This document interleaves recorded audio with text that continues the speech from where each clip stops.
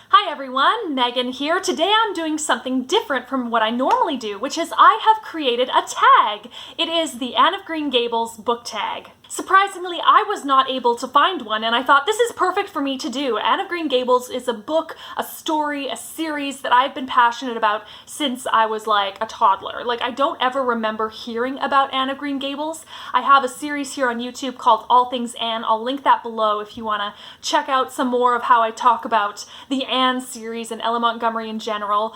For one, my name, Megan, I was named after Megan Follows, who was in the 1980s version of Anne of Green Gables, and one of my middle names is Anne. So, yeah, it's kind of been like stamped on my life, Anne of Green Gables. So first of all, before I get started, I want to say thank you to my sister Sarah Hannett for helping me with these questions, for helping me hone this tag, and yeah, I really appreciate your help. You always have such good ideas, so thank you so much. Now, another thing before I get into this, there will be spoilers for Anne of Green Gables, but not for the rest of the series. And when you do this tag, if you want to, you can apply these questions to the whole series or just to the first book, Anne of Green Gables, however you prefer doing it. For the sake of doing the original tag, I'm just going to stick to the original book. Okay, question number 1, accidental adoption. Matthew and Marilla meet Anne by mistake. How did you discover Anne of Green Gables? And so, yeah, like I said earlier, I have known Anne of Green Gables since I was born. I was named after Megan Follows. I grew up reading the books, watching the adaptations, all of that stuff. So, yeah, it's pretty much in my blood. Question 2. Puffed sleeves and shabby dresses. What is your favorite Matthew scene and your favorite Marilla scene? My favorite Matthew scene is that quintessential, iconic scene with Matthew and Anne in the carriage driving back from the Bright River station, you know, driving through the White Way of Delight, all the flowers blooming, and he is like instantly just like taken with her and like, this is an amazing person. I'm now seeing the world through these new eyes, these imaginative eyes, and Anne is just like, this person is letting me talk. I just love this. So like that instant connection between Matthew and Anne is just so beautiful. And I've got to say, when I played Anne on stage. When I played Anne, literally, it was like pages of dialogue that I had to memorize. And Matthew maybe had a nod or a and I had pages and pages to say. But luckily, I pretty much had it already memorized when I played the role. My favorite Marilla scene is actually, it's a very sad and poignant scene. It's, spoilers, after Matthew's death. And Marilla is realizing that she is going blind, and she's thinking she's going to have to sell Green Gables because what else can she do? She can't afford to run the farm without Matthew, and she can't do a lot of the work herself now that she's going blind. So when Anne finds this out, she says, I'm not going to go away to college. I'm not going to go away to Redmond. I'm going to stay here. I'm going to teach so I can provide for us, and I'm going to stay here and take care of you. And Marilla's like, no, I don't want you to give up your dreams. And Anne's saying, no, I would be giving up my dreams if I went away and left you and Green Gables was sold. So it is such a beautiful, sweet scene because up until that point, Anne has been truly connected to Matthew and hasn't been as connected to Marilla, but that is a turning point where Marilla opens up her heart and the two of them really connect and bond. Question number 3. Red Roads. What is your favorite location in LM Montgomery's glorious PEI setting? There's a lot of amazing nature writing in the Anne of Green Gables series, and I have been to PEI and it is gorgeous and I want to go back. But I think my favorite settings are always the ones like down in the dunes or on the ocean, on the water, like in the red sand. Like it's just so, so gorgeous and I love it. Question number 4, Kindred Spirits. Which of Anne's kindred spirits do you relate to the most? Now, this was a really hard question for me, actually. I was like, I came up with these questions with Sarah. Like, how can I not answer these questions? Because the reason is, I relate so much to Anne. Like, she feels like she's a part of me. I just relate so much to her that it was like, okay, who do I relate to? Who isn't Anne in this story? Everybody is relatable in some way in this story.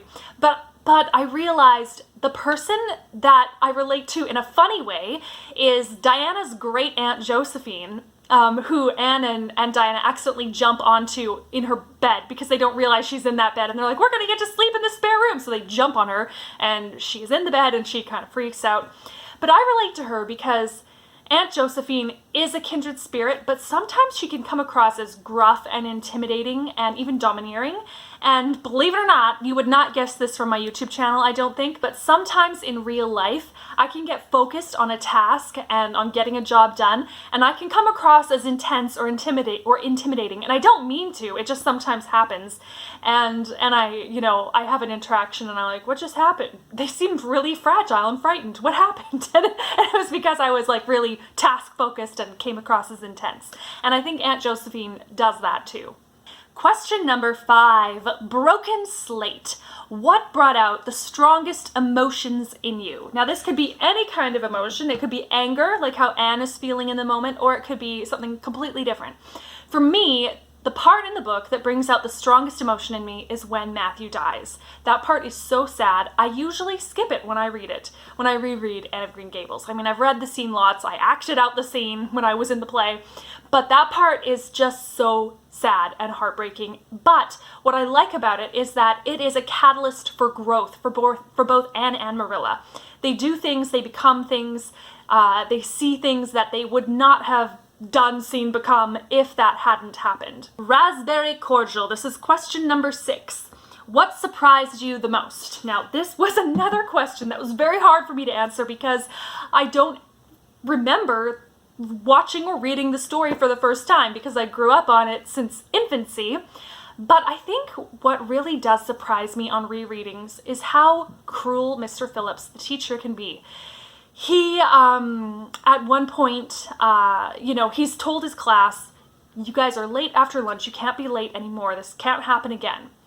So the next day, everyone's playing out in lunch, and they hear the bell ring, and they're like, oh no, they're out in the fields, and the grass, and the trees, and they're like, oh no, we're gonna be late. And so all the girls are closer to the school, so they run to the school and they get in, and all the boys are a little bit farther away, and then Anne is up in a tree farther off. And so what happens is that when they realize what's going on, all the girls get there first. Anne jumps down out of the tree and runs in with the boys into the school. And Mr. Phillips says, oh, Anne, you're really fond of the boys' company, aren't you? So take those flowers out of your hair, because she has flowers in her hair, take them out of your hair and sit with Gilbert Blythe. And so he singles Anne out, which is shocking because they were all late, they all deserved to be punished, but instead he singles Anne out.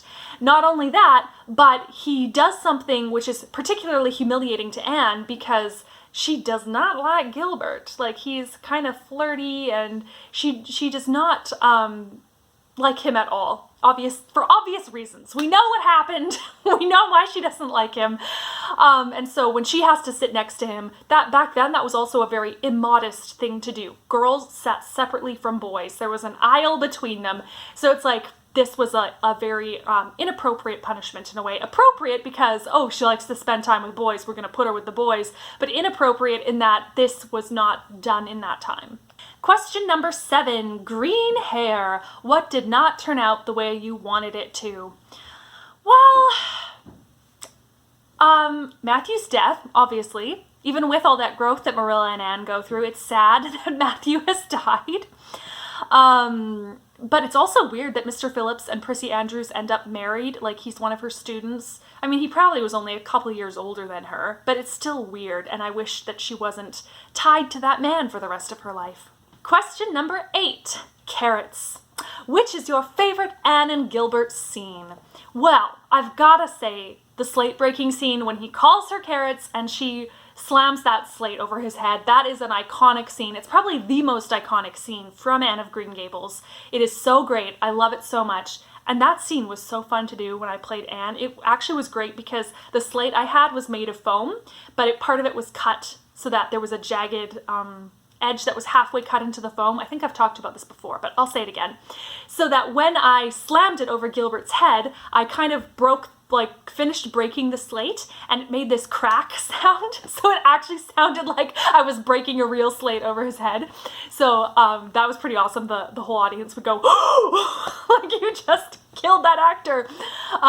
So slate breaking scene, that is just so iconic. That is the spark of how their tumultuous relationship begins or stagnates.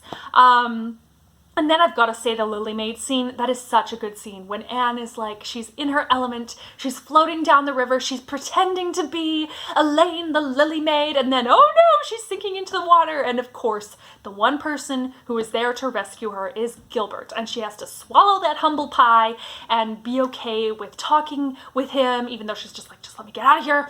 I can't stand this. I'm wet. But then she's like, oh, but actually he's really kind and nice, but no, I gotta hold on to my pride. So it's just such a good scene. And it's a real turning point in their relationship, actually, because it's when he stops trying to become friends with her, because she refuses again. I will not be friends with you. And then that's when he finally snaps, and he's like, well, fine, I don't want to be friends with you ever again, Anne Shirley. And they separate. And so it takes another big turning point for them to finally become friends. Question number 9, walking the ridgepole. LM Montgomery balances a lot of different storylines in Anne of Green Gables. So which is your favorite? For me, it's got to be the Anne and Gilbert storyline. I know that's stereotypical, and I wish it was like, I wish it wasn't, but it is. It's just so good. My second favorite storyline, though, is Anne and Diana. They have such an amazing friendship, and I love that it focuses on that. Also, if the book, I love how the book balances all these different storylines. If it didn't, if it only had those two storylines, Anne and Gilbert and Anne and Diana, even though they're my favorites, I wouldn't like it as much. I like that there's so much to it. There's relationships with Matthew and Marilla, Diana, Mrs. Lynde, Gilbert, her other classmates. Like, it's so much, and I love it. Question number 10, the Lily Maid. Just as Anne and her friends play characters from a favorite story, who would you want to play in Anne of Green Gables? And it's okay if everybody answers Anne Shirley, because I think she would be an amazing person to play. And obviously she is, because I have played her and she was amazing. So yeah, I would say I would love to play Anne again. Like, I would never get tired of that. I've also played her daughter, Rilla, in the final book in the Anne of Green Gables series, Rilla of Ingleside. I made my own show. I co-wrote it, produced it, and starred in it as my graduation project from theater school. So that was awesome. I loved playing Rilla. I would love to play both Anne and Rilla again. So yeah, that's all the questions for the Anne of Green Gables book tag. Now, I would love to hear what your answers are. So if you don't have a channel, write them down below. I want to hear them. If you do have a channel, please do this. I will tag a bunch of people, but if I haven't tagged you, please do this, because I want to hear what everyone's answers are. So the people I will tag are, of course, Sarah Hannett, my sister who helped create this tag, Naomi's Bookshelf, Kate Howe, Rainy Day Reads, Literary Labors, A Musical Bookworm, Elizabeth Ann Reads, and of course the lovely hosts of the Anne-along, The Curly Reader, and Tia and All the Books. So yeah, like I said, if I didn't mention you but you want to do this, do it. So yeah, I'll link my playlist below for All Things Anne, my All Things Anne series, and yeah, that's all for now. So may you all be filled with peace, hope, love, and joy. So take care, everyone. Bye.